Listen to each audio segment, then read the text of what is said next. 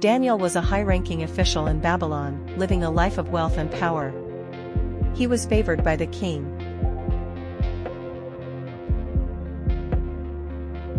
The king had a troubling dream. His wise men couldn't interpret it. Daniel, known for his wisdom, was called upon. Through God's revelation, Daniel explained the dream and its meaning. Impressed by Daniel's wisdom, the king promoted him to a high position. Daniel shared his faith with his friends, Shadrach, Meshach, and Abednego. King Nebuchadnezzar constructed a massive golden statue and issued a decree that everyone in the kingdom must bow down and worship the statue when they hear the sound of musical instruments. Shadrach, Meshach, and Abednego, being devout followers of God, refused to worship the statue. They stood firm in their faith, despite knowing the king's decree. The king, furious with their defiance, ordered that they be thrown into a fiery furnace.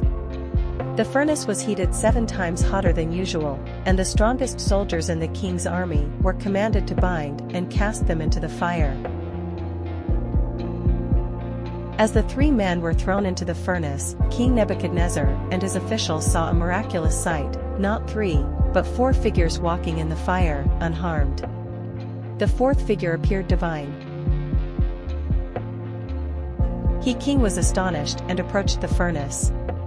He called out to Shadrach, Meshach, and Abednego, recognizing them as servants of the Most High God, and commanded them to come out of the fire.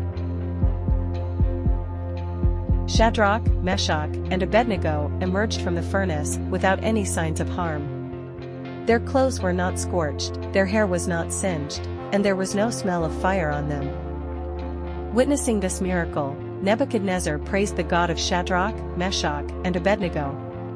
He acknowledged that their God had sent an angel to protect them because they trusted in him and defied the king's decree, choosing to risk their lives rather than worship any god except their own. Nebuchadnezzar issued a decree that no one in any nation or language could say anything against the God of Shadrach, Meshach, and Abednego, under penalty of death. He declared that no other god could save in this way. Subsequently, the king promoted Shadrach, Meshach, and Abednego to higher positions in the province of Babylon.